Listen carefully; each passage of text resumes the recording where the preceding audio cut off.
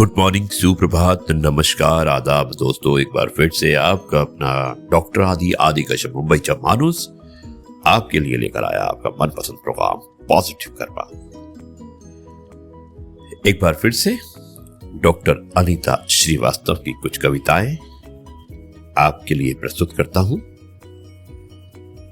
पहली कविता है जिसका शीर्षक है अदृश्य शक्ति से, और दूसरी कविता है परिस्थितियां। दोनों ही कविताएं बहुत अच्छी है, दिल को छू जाने वाली है, मार्मिक है। मुझे उम्मीद है कि आपको अवश्य पसंद आएगी। शुरुआत करता हूं इस कविता की कुछ इस प्रकार, अदृश्य शक्ति से।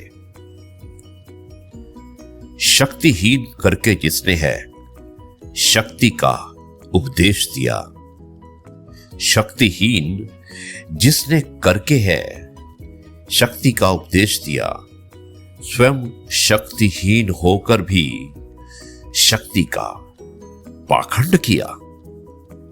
मैं पूछती हूं उस शक्तिशाली से, यदि थी वास्तव में उसमें भी कुछ शक्ति।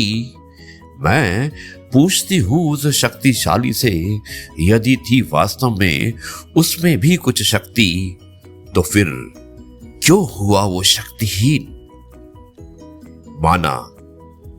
माना मैंने उसमें शक्ति है, माना मैंने उसमें शक्ति है। वो अदम्य साहस धैर्य, वो अदम्य साहस धैर्य का प्रतीक है।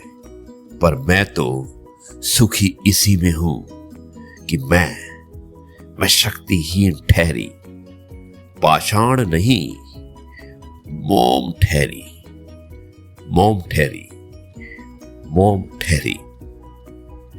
धन्यवाद डॉक्टर श्रीवास्तव। बहुत ही अच्छी कविता है, बहुत ही मतलब है। हालांकि अभी आपकी कविताएं छोटी होती हैं, लेकिन इनके मायने मतलब बहुत होते हैं। समय ज्यादा नहीं लूंगा, दूसरी कविता भी प्रस्तुत करता हूं जिसका शीर्षक है परिस्थितियां, यानी कि हालात। ज्यों ज्यों मृत्यु बिछो के क्षण निकट आते जाते हैं, त्यों त्यों परस्पर स्नेह के ये सशस्त्र संबंध भी क्षीण होते जाते हैं। दोस्तों ध्यान से सुनिएगा कि ज्यों ज्यों मृत्यु बिछो के क्षण निकट आते जाते हैं, त्यों त्यों परस्पर स्नेह के ये सशस्त्र संबंध भी क्षीण होते जाते हैं। जबकि मानव भी वही होता है, मन और हृदय भी वही होता है। पर परिस्थितियां ही क्या, पर परिस्थितियां ही क्या। कोई भी जड़ चेतन वस्तु जीवन पर्यंत एक सी नहीं होती, एक सी नहीं होती। तो भला परिस्थितियां ही सदैव एक सी कैसे हो सकती हैं।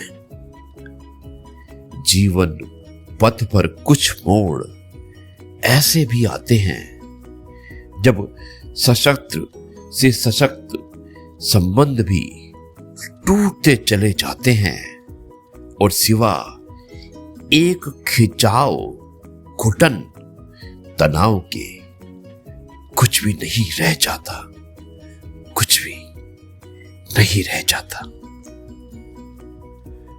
धन्यवाद डॉक्टर श्रीवास्तव एक बार फिर से दूसरी भी अच्छी कविता लिखने के लिए। और लिखने के बाद पढ़ने को जो आनंद आता है, मुझे महसूस है कि जैसे मैं महसूस करता हूं, सुनने वाले भी इन कविताओं को महसूस करते होंगे। दोस्तों अब समय ज्यादा नहीं लेके मैं इस कार्यक्रम को यहीं पर समाप्त करता हूं, और आपसे कार्यक्रम समाप्त करने से पहले सिर्फ एक ही बात कहता हूं, जय गुरु जी, शुक्राना गुरु जी।